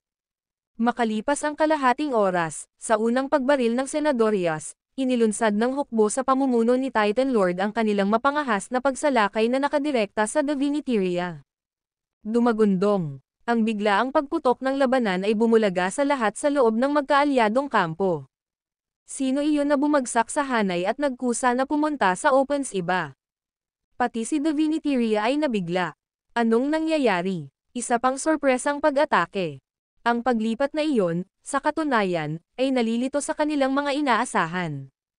Ang agresibong maniobra ni Levi sa unang pag-ikot ay nahuli sila ng bantay, ngunit upang maglunsad ng isa pa. Nakakabaliw ang mga taong ito. Talaga bang wala silang pakialam sa Diviniteria? Sa elemento ng sorpresa, Ang biglaang pagsalakay ng Titan Lord ay nagdulot ng malaking casualty sa Diviniteria. Sa masaganang papuri sa loob ng kalyadong kampo, lahat ay umawit ng mga papuri ng commander mismo. Napakagaling ni Titan Lord. Hindi lamang siya determinado na lumaban hanggang sa kamatayan, siya pa nga ang lumaban sa kanyang sarili. Iyan ang uri ng katapangan na gusto nating makita, dahil ang matapang lamang ang mananalo. Ang lahat ay hayagang naisip na ang mga ito ay mga katangiang nakitang kulang kay Levi na nagpababa sa kanya sa Titan Lord. Iyon ay hindi kapanipaniwala. Matapos ang patuloy na pagsupil, sa wakas ay nakapagbulalas na tayo. Sumigaw ang mga tinyente na sumusunod kay Titan Lord. Sa katunayan, sila ay halos nabusalan sa ilalim ng singil ni Levi at naghihintay ng sandaling iyon upang maglabas ng kaunting singaw. Haha, ikaw ang pinakaangkop para sa posisyon ng commander. Wala lang si Levi Garrison. Kapag walang solusyon, dapat nating harapin ang Diviniteria at sirain ito ng direkta. Dumating ang mas maraming tagay at habang lumalakas ang kanilang mga emosyon, lumalakas din ang kanilang pagwawalang bahala sa Diviniteria.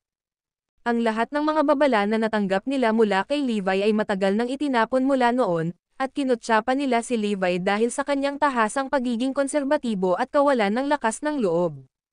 Ngayon, hindi lang sila nakikipaglaban sa unahan, ngunit nilalabanan din nila ang kanilang mga kaaway sa isang napakalaking epekto. Nagpaputok si Titan Lord ng nakakuyom na kamao sa hangin. Patuloy. Hayaan silang walang bitiwan. Paulit-ulit na pumuputok ang mga sandata habang ang hukbong nasa likuran niya ay nagpapatuloy, determinadong paalisan ang hangin mula sa mga layag ni Diviniteria sa isang iglap.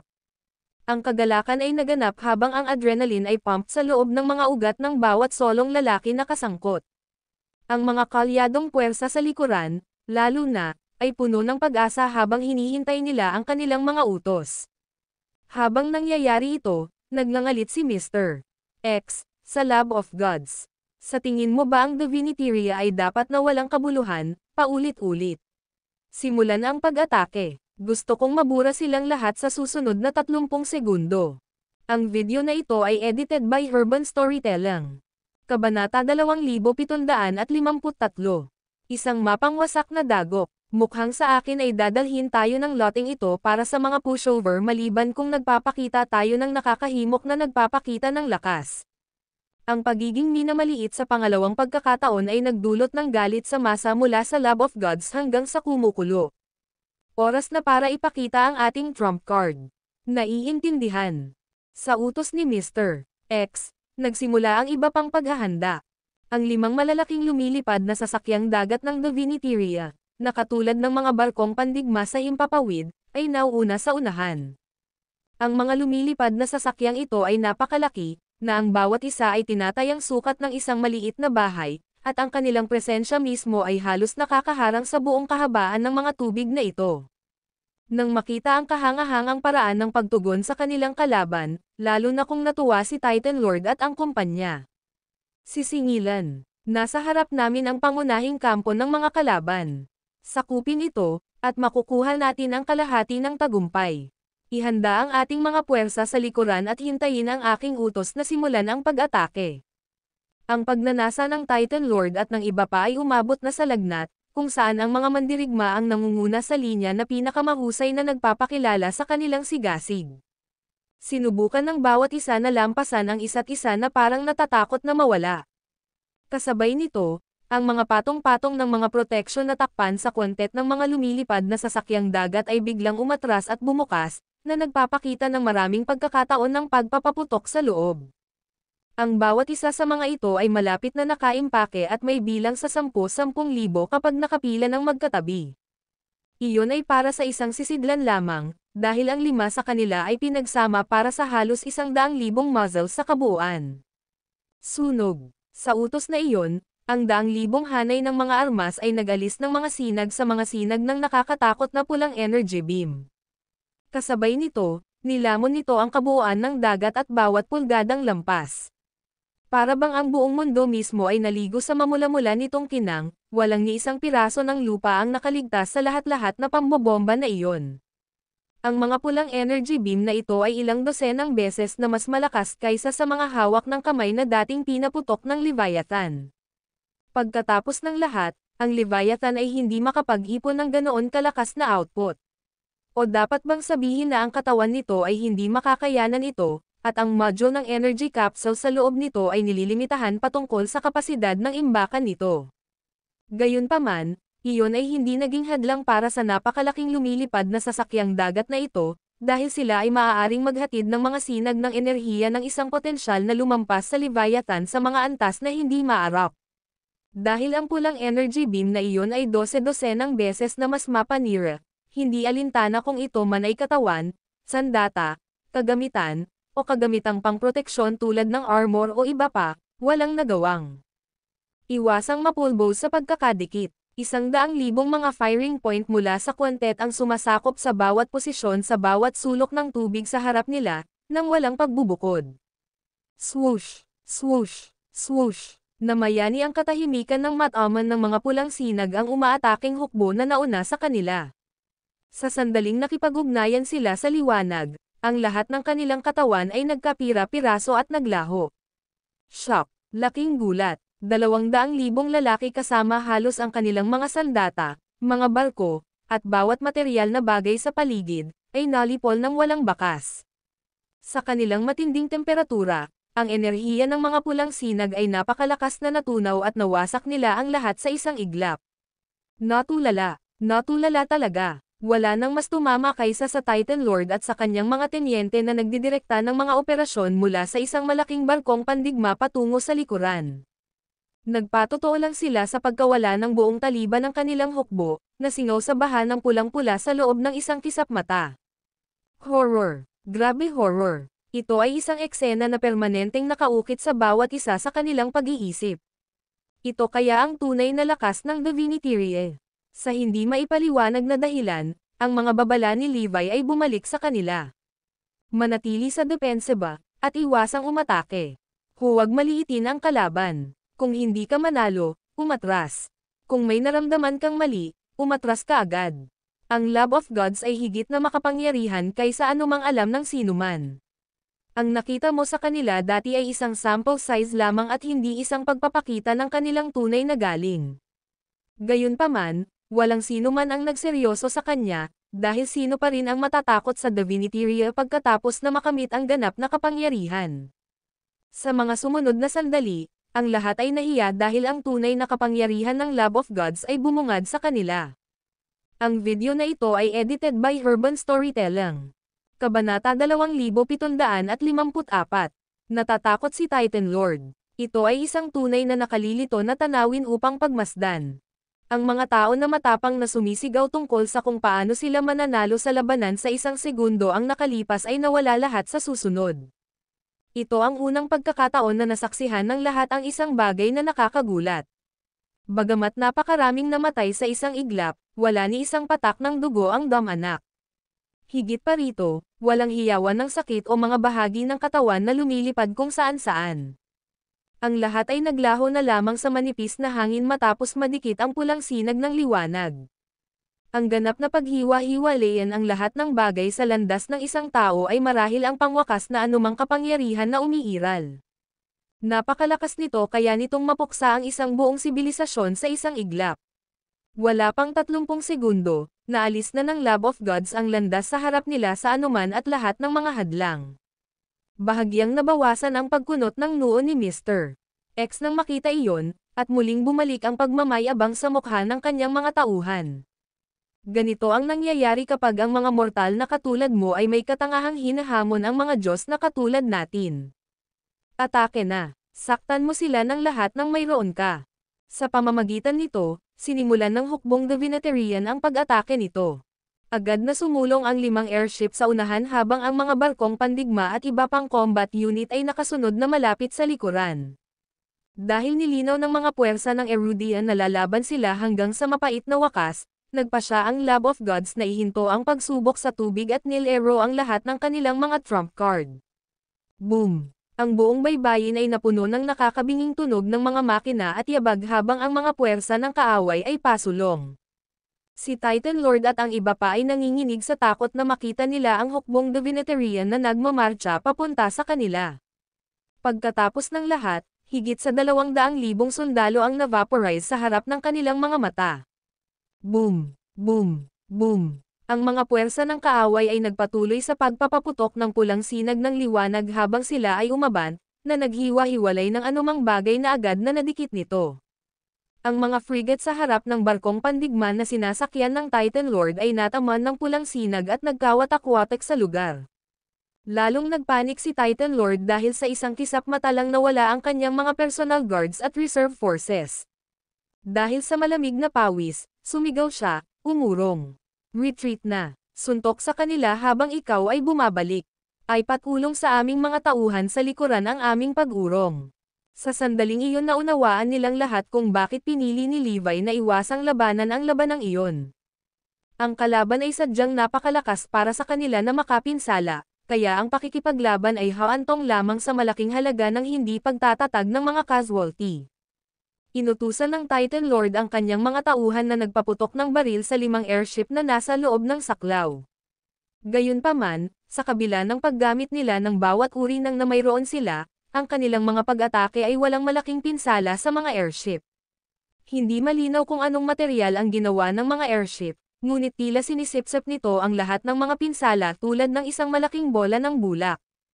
Ang barkong pandigma ng Titan Lord ay nagpatuloy sa mabilis na pag-urong habang ang iba pang mga frigate ay tumulong na magbigay ng takip. Pagkatapos ng lahat, kailangan nilang tiyakin ang kaligtasan ng kanilang commander kung umaasa silang magkaroon ng pagkakataong manalo sa labanan. Maluha-luha si Titan Lord nang makita niyang sunod-sunod na naghiwa-hiwalay ang mga frigate, ngunit wala siyang magawa kundi manood ng walang magawa sa panghihinayang. Ito ay lahat dahil ako ay naging masyadong walang ingat. Kailangan kong managot para sa mga resulta ng aking kawalang ingat. Ang iba pang mga tinyente na nagmumungkahi na simulan din nila ang pag-atake, ay napayuko sa katahimikan. Ito ay dahil sa kanilang labis na kumpiyansa na mungkahi na ang alyansa ay nagbabayad ng napakalaking halaga, kaya't sila ay may kasalanan sa lahat ng ito. Sa iba't ibang mga unit na nagsasakripisyo ng kanilang sarili upang masakop ang kanilang pag-urong, si Titan Lord at ang kanyang mga tauhan ay nakaahon sa panganib at nakabalik sa base. Alam ng lahat sa base ang sitwasyon, at lahat sila ay may malungkot na ekspresyon sa kanilang mga mukha. Ang video na ito ay edited by Urban Storytelling. Kabanata 2755. Naalala nila si Levi. Nagpakilo sila ng napakaraming sundalo, sandata, at kagamitan, para malaman nilang lahat ay nawala sa kawalan sa isang kisap mata. Ang mga lalaki sa base ay nagtataka kung gaano kalakas ang Diviniteria, hanggang sa nakita nila ang Titan Lord at ang kanyang mga tenyente na nanginginig. Ang ilan sa kanila ay sa sobrang takot ay naiihi pa ang kanilang pantalon. Ito ay isang malinaw na tagapagpahiwatig ng mga panganib na naghihintay sa kanila. Bagamat hindi nila nasaksihan mismo ang mga kakilakilabot, ang makita ang kalagayan ng mga nakagawa ay sapat na para maunawaan nila ang sitwasyon ay mas malala pa kaysa sa inaasahan nila. Now that I think about it, hindi natakot si Levi sa kalaban. Sinabi niya sa amin na ang Lab of Gods ay mas makapangyarihan kaysa sa maaari naming isipin. Sinabi niya na dapat nating iwasan ang mga nagpapadala ng komprontasyon at umasa sa mga diskarte sa panliligaw sa halip. Mukhang tama siya sa lahat. Napakatalino ng kanyang diskarte sa paghahagis ng panliligalig. Mas alam niya ang kapangyarihan ng Lab of Gods kaysa sa atin. Oo, sinusubukan lang ni Levi na gumawa ng plano na may pinakamataas na pagkakataong magtagumpay. Kakalabanin niya sana sila kung kaya niya. Noon nila napagtanto ang talino ng diskarte ni Levi. Sa pamamagitan ng pagpapa-atred sa kanila, talagang pinoprotektahan niya sila sa pamamagitan ng pagiging pinakamaliit ang mga nasawi. Siguro makakaisip si Levi ng mas magandang plano kung may sapat siyang oras. Marami sa kanila ang nagsimulang makaligtaan si Levi sa puntong iyon. Ang narinig lang nila ay umalis si Levi pagkatapos gumawa ng ilang mga diskarte, ngunit walang nakakaalam kung saan siya pumunta. Pinagsisihan talaga ni Titan Lord at ng kanyang mga tauhan ang pagdududa kay Levi. Kahit na matapos siyang i-demote sa military strategist, patuloy kaming pinapayuhan na huwag magpadala sa harap ng kaaway. Binalaan niya kami na ito ay magiging masama para sa amin, ngunit wala sa amin ang nakikita. Malinaw naming minamaliit ang kalaban sa pagkakataong ito. Kahit na pagkatapos i-deploy ang lahat ng mayroon tayo, hindi pa rin tayo kalaban para sa hukbong Divinitarian. Karamihan sa kanilang mga armas at kagamitan ay mga bagay na hindi pa natin nakikita. Ang pagkakaroon ng lahat ng katapangan sa mundo ay walang ibig sabihin kung mamamatay ka kaagad sa pulang sinag ng liwanag sa pag-charge. Akala namin ay makapangyarihan kami, ngunit malinaw na mas mataas sila sa amin. Hindi namin pinansin ang mga babala ni Levi at labis na minamaliit ang kalaban, kaya ngayon binabayaran namin ang presyo para dito. Magsama-sama kayo, mga lalaki. Isipin kung ano ang mararamdaman ng mga sundalo kapag nakita mo silang ganito. Malapit nang dumating ang kalaban, kaya kayong mga commander ay kailangang magsimulang magutos. Sigaw ni Deathfin. Agad nitong pinutol ang Titan Lord sa kanyang pagkatulala. Manatiling matalas, mga lalaki. Isang matinding labanan ang naghihintay sa atin. Ang kalaban ay mas malakas kaysa sa ating naisip, kaya marami sa atin ang mamamatay. Kung tutuusin, baka wala na tayong survivor. Gayunpaman, kailangan nating lumabas at lumaban. Ang ating bansa, ating mga kaibigan, ating pamilya, at maging ang ating mga mahal sa buhay ay nakataya lahat. Kailangan nating makamit ang tagumpay sa lahat ng paraan na kinakailangan. Salamat sa kanyang karisma bilang pinuno, pinuspos ng mga salita ni Titan Lord ang mga puso ng mga sundalong iyon ng pag-asa at muling nagpasigla sa kanilang lahat. Anuman ang nararamdamang takot ay tila naglaho ng lahat sila ay nagpasya na lumaban hanggang sa huli. Gayunpaman, kailangan nating baguhin ang ating diskarte. Masyadong makapangyarihan ang mga sandata ng kalaban, kaya hindi natin sila may sasabak sa pakikipaglaban. Ang paggawa nito ay paniningil lamang sa ating kamatayan ng walang bayad. Sa kabutihang palad, ang aming mga militar na strategist mula sa pangkat ng diskarte ay naghanda ng 4 na estratehiya para sa amin. Ay ko-coordinate ko ang operasyong ito mula dito, kaya gusto kong kumilos ang lahat ayon sa aking mga utos. Gawin natin ito, utos ni Titan Lord. Noon, wala sa kanila ang nag-aalaga sa 4 na diskarte noon dahil sikat si Titan Lord sa pakikipaglaban sa kanyang mga laban. Ang video na ito ay edited by Urban Storytelling. Kabanata 2756. Nahulog sila para dito. Gayunpaman, nang nasaksihan ang kakilakilabot ng mga puwersa ng kalaban, mabilis silang tiningnan ng Titan Lord bilang kanilang tagapagligtas. Bagamat hindi garantiya ng tagumpay ang pagpapatupad ng mga estratehiya, bibilhin man lang sila nito ng oras upang magpatuloy sa paghahanap ng paraan upang manalo sa labanan. Naiintindihan. Aayusin natin agad. Pagkatapos ay maingat na sinuri ng Titan Lord ang unang diskarte na iminungkahi ni Levi. Ano ang gagawin kung ang kaaway ay nagtataglay ng katawa-tawang makapangyarihan at tila hindi masisira na mga sandata? Ano ang gagawin kung mag-steamroll sila sa kanilang paraan gamit ang nasabing mga armas? Ganon talaga ang nangyari kanina. Sinira ng hukbong Divinitarian ang lahat ng dinadaanan nito sa tulong ng 5 airship at ang pulang laser beam nila. Kaya, ano nga ba ang dapat nating gawin? Ni Titan Lord o ang kanyang mga tenyente ay hindi nakagawa ng sagot para sa tanong na iyon. Sa totoo lang, takot na takot ang karamihan sa kanila kaya kanina pa sila umihi ng pantalon. Sa kabutihang palad para sa kanila, ibinigay ni Levi ang sagot sa unang diskarte na kanyang iminungkahi. Matagal na niyang isinaalang-alang kung paano nila nahaharap ang isang napakalaking pag-atake mula sa Lab of Gods at kanilang mga Leviathans. Siyempre, hindi sila nakikipag-ugnayan sa kalaban dahil hindi sila magkakaroon ng pagkakataon kahit gaano pa karami ang mga lalaki nila. Pagkatapos ay ibinigay ng Titan Lord ang mga tagubilin ayon sa diskarte ni Levi, at nagawa nilang iset up ang lahat sa pinakamaikling panahon na posible. Ibalik mo si Levi dito ngayon din. Sabihin mo kailangan ko siya. Lahat tayo, sigaw niya. Napayuko ang lahat ng mga tinyente sa command center nang marinig iyon. Sa pag-aakalang makakamit nila ang tagumpay sa sandaling maalis nila si Levi, gumamit sila ng mga maling paraan upang palitan siya. Hindi nila alam, sa huli ay mas kailangan nila at kailangan siyang bumalik. Napakalaki ng kahihiyan na nais nilang lahat na bamuka ang lupa at lumunin sila ng buo. Ang mga sundalo rin, ay naniniwala na si Levi ay isang duwag na walang lakas ng loob na harapin ang kaaway, at napagtanto lamang na sinusubukan niyang makamit ang tagumpay na may kaunting mga casualty. Boom! Isang malakas na dagandong ang maririnig sa di kalayuan nang dumating ang hukbong Divinitarian. Nagdilim ang kalangitan habang hinaharangan ng 5 airship ang araw, at ang mga sundalo ay nanginginig sa takot nang masulyapan nila ang langit mula sa kanilang mga bunker. Ang pang-11 na hadlang sa depensa ay nagtataglay ng natural na kalamangan sa pagkakaroon ng mga bundok sa magkabilang panig at karagatan sa gitna. Ang makitid na landas ay magbibigay daan lamang sa 2 airship na dumaan sa anumang oras, kaya imposible para sa lahat ng 5 magpatuloy ng magkatabi. Ito ay isang natural na hadlang na mayroon sila bilang karagdagan sa kanilang mga kasalukuyang depensa. Nakumpleto na ni Titan Lord ang lahat ng paghahanda ayon sa iminungkahing diskarte ni Levi. Ang natitira na lang sa kanya ay makipaglaban sa kalaban pagdating nila. Nang malapit na ang mga airship, nagutos ang Titan Lord na nagpaputok ng mga armas. Boom! Boom! Boom! Sabay-sabay na pinaputokan ng hindi mabilang na mga lihim na sandata mula sa buong mundo ang mga airship ng kaaway.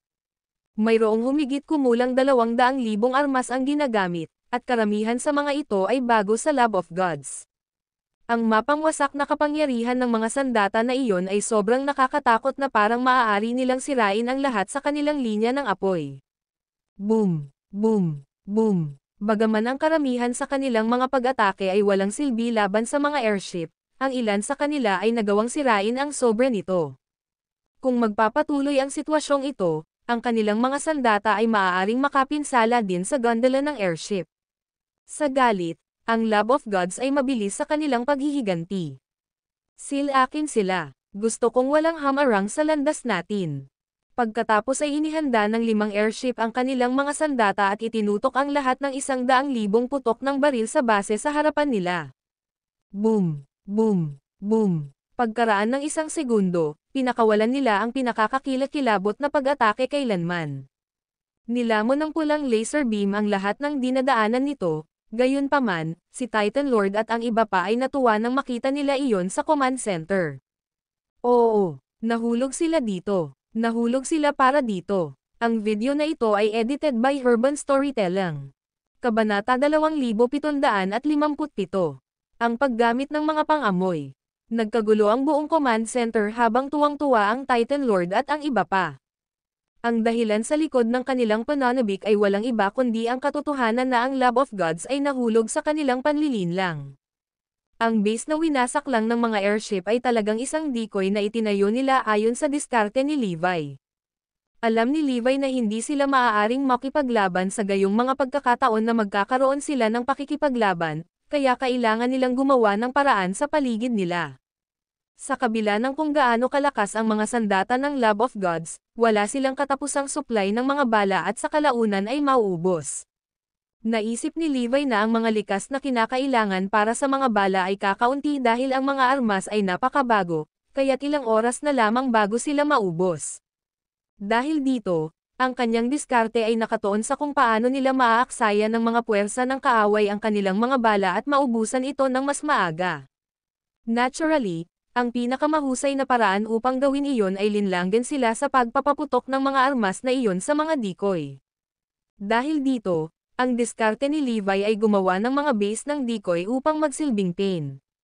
Lahat ng nasa decoy base ay peke, kasama na ang mga sundalo at armas na talagang mga curtain na ginupit na kinulayan nila. Sa di kalayuan, kamukha nila ang tunay na bagay, kaya imposibleng sabihin ng hindi sinusuri ng mabuti. Siyempre, dahil sa advanced na teknolohiya na mayroon ang Lab of Gods, madali silang magsagawa ng pag-scan na magbubunyag na peke ang base. Upang maiwasang mangyari iyon, kasama sa diskarte ni Levi ang pagpapababa sa kanilang bantay sa pamamagitan ng paglulunsad ng isang masamang pag-atake sa kanila ng Titan Lord. Sa ganoong paraan, magagalit at madidismaya ang Lab of Gods na tinutukan na lamang nila ang pagsira sa base sa harap nila. Tiniyak ng Titan Lord na walang pipigil sa kanilang unang round ng pag-atake dahil kailangan nilang tamaan ang Lab of Gods ng husto para magalit sila. Ito ay tila gumagana habang ang Lab of Gods ay galit na hindi sila nag-aksaya ng oras upang sirain ang base na iyon sa harap nila. Upang sa mga kalaban ang mga kahihinatnan ng pagsalungat sa kanila, pinaputok ng Lab of Gods ang lahat ng 100,000 ng kanilang mga kanya ng laser sa base. Ang kapangyarihan mula sa pag-ataking ito ay higit sa ilang beses na mas malaki kaysa sa ginamit noong sinisingil sila ni Titan Lord kanina. Nilamon ng nakakatakot na mga sinag ng laser ang lugar sa isang dagat na pula, na nagwasak-watek sa lahat ng dinadaanan nito at sumisingaw ng tubig dagat na nakontak nito. Dahil sa gawing-gawing singaw ang lahat ng pinaputok nito, ang mga sandatang iyon ay ang perpektong kasangkapan upang lipulin ang buong bansa o maging ang mga sibilisasyon. Sa loob lamang ng 12 ng mga segundo, ang buong base na kanilang itinayo ay nabawasan sa kawalan. Hindi alintana kung ang lahat sa base ay totoo o peke, ang resulta ng pag-atake ng laser beam ay nanatiling pareho. Dahil dito, wala silang paraan upang malaman na ito ay isang pang-aakit lamang, lalo na't gumamit sila ng higit sa ilang beses na mas maraming kapangyarihan kaysa sa nakaraang pag-atake. Sir, lahat ng 5 airship ay bumaba sa 60% kapangyarihan. Iniulat ng mga kapitan ng mga airship ang katayuan kay Mr. Ayos lang. 60% ay higit pa sa sapat para sa amin upang i-level ang lugar na ito. Patuloy na sumulong. Confident na sagot ni Mr. X. Nang maalis ang sagabal sa harap nila, ang mga airship ay patuloy na umabant ng magkatabi sa isang tuwid na linya. Ang nakita nilang papalapit ay natigilan ang lahat sa kanilang maikling sandali ng euphoria. Anong gagawin natin? Darating na sila. Hindi sapat ang pang-aakit na iyon para tuluyang maubos ang kanilang kapangyarihan. Sigaw ng isa sa mga tinyente. Ang video na ito ay edited by Urban Storytelling. Kabanata 2758. Ang lakas ng Divinity. Tuloy-tuloy tayo sa diskarte. Open fire. Mahinahong sagot ni Titan Lord. Sa kanyang utos, ang mga sandata na nakalagay sa kahabaan ng mga bundok sa magkabilang panig ay nagpaputok ng baril sa mga airship ng sabay-sabay. Salamat sa malaking halaga ng mga kailangan na mayroon ang alyansa, nagawa nilang iset up ang ambush na iyon at sumabog sa kanilang puso. Boom! Boom! Boom! Ang pag-ataking ito ay hindi bababa sa ilang beses na mas malakas kaysa sa inilunsad nila sa mga airship kanina. Basag. Bagamat nakayanan ng mga airship ang karamihan sa mga pag-atake, hindi sila eksaktong hindi masusugatan, kaya ang ilan sa mga lihim na sandata ay nakapagdulot ng ilang malubhang pinsala sa kanila. Naturally, ang Lab of Gods ay hindi masyadong pinakialaman iyon. Pagkatapos ng lahat, nakita nila ang kanilang sarili bilang mga Diyos mula sa Divinity. Naniniwala na sila na ang mga mortal lang ay hindi dapat manakit sa kanila, kaya ang pagkuha ng mga pinsala mula sa kanilang mga pag-atake ay nagdulot sa kanila ng matinding kahihiyan. Mr. X, walang habas na umaatake ang mga hanggal na ito sa ating mga airship. Sina Primo Stella at Quinta Stella ay nagdudulot ng pinsala. Masyadong makitid ang pasukan sa kipot sa unahan para madaanan ng lahat ng 5 naming airship ng sabay-sabay. Ano ang dapat nating gawin, sir? Lahat ng 5 kapitan ng mga airship ay humihingi ng payo sa kanya. Sinulyapan lang ni Mr. X ang layout ng lupa sa unahan at tumugon ng may panunuya, kung ang tanawin na ito ay pinagmumulan ng kanilang kalamangan, kailangan lang nating gawin ay alisin ito. Hindi sigurado kung ano ang ibig niyang sabihin, lahat ay nakatingin sa kanya na may pagtataka. Simple lang talaga, ang sinasabi ko lang, pantayin natin ang mga bundok sa magkabilang gilid sa harap natin. Nais kong magpatuloy ang ating mga airship na magkatabi sa pagsulong tulad nito. Nagpatuloy si Mr. X. Napasinghap ang lahat sa gulat nang marinig iyon. Ano, seryoso ba siyang nagmumungkahi na ay pantayin natin ang mga bundok sa magkabilang panig? May ideya ba siya kung gaano karaming trabaho iyon? Ito ay isang maliit na katawa-tawa, kahit na para sa amin. Ang pag-iisip lamang tungkol dito ay nakakatakot na hindi na sila naglakas loob na mag-isip pa, ngunit kailangan nilang sundin ang mga utos na ibinigay sa kanila. I-level ang mga bundok sa magkabilang gilid sa harap natin. Maglinis ng landas para umasenso ang ating mga airship. Buzz. Sa ibinigay na utos, lahat ng 5 airship ay nag-charge ng kanilang mga kanyan at nagpaputok ng pulang laser beam sa mga bundok. Boom! Boom! Boom! Tunay na nakagigimbal na tanawin ang pagmasdan ng mga bundok na nawasak sa isang hit na tulad nito. Oo, nahulog na naman sila. Masayang naghiyawan muli ang mga lalaki sa command center. Ang mga sandata na nakalagay sa kahabaan ng mga bundok sa magkabilang panig ay talagang kontrolado ng malayuan, kaya walang nasugatan sa pagsabog. Ang galit nila sa pamamagitan ng pagpapaputok sa kanila mula sa magkabilang panig ng ganoon ay bahagi rin ng plano ni Levi. Alam niyang ang Lab of Gods ay may napakalaking ego, kaya tiyak na aatake sila sa mga bundok bilang ganti. Inaasahan ni Levi na itataas ng Lab of Gods ang mga bundok, kaya naman pinili niyang iwasang labanan ang mga ito sa buong oras na ito. Bagamat ang lahat ay nasa sabik na makita ang Lab of Gods na nagpapaputok sa mga bundok, ang kanilang mga damdamin ng pananabik ay agad na nawala habang napuno ang kanilang mga mukha ng pagkakabigla at kawalang paniwala. Ang mga pulang laser beam mula sa mga sasakyang panghimpapawid ay malinaw na naghiwa-hiwalay sa mga bundok ng paunti-unti habang bumababa ang mga ito. Sa loob lamang ng ilang minuto, ang dalawa buong hanay ng hindi kapani-pani walang matataas na bundok ay nabawasan sa kawalan. Ang video na ito ay edited by Urban Storytelling. Kabanata 2759. Ang pinakadakilang labanan ng siglo. Maaaring matagumpay nating nalinlang sila sa pagpapaputok sa mga bundok sa gilid, ngunit ano sa lupa ang sandata na iyon? Paano nito nagagawang eye level ang lahat ng mga bundok na iyon ng ganoon? Ito ay hindi kapani-paniwala. Hindi kapani-paniwala. Ito ay mas malakas kaysa sa aming naisip. Ang mapanirang kapangyarihan ng mga armas ng Diviniteria ay siguradong nasa ibang antas. Ang lupa ay yumanig habang ang mga bundok ay pinatag, na inilantad ang maaliwalas na kalangitan sa likuran nila. Ang tubig mula sa dagat ay dumaloy sa kalupaan, na nagiging bahagi ng karagatan ang lambak sa isang iglap. Sa hindi maiisip na kapangyarihan sa kanilang mga kamay, hindi nakapagtataka kung bakit tatawagan ng mga tao ng Diviniteria ang kanilang sarili na mga Diyos. Ang mga lalaki mula sa Lab of Gods ay tuwang-tuwa nang makita ang mga bundok na pinatag. Ito ang kapangyarihan ng mga Diyos.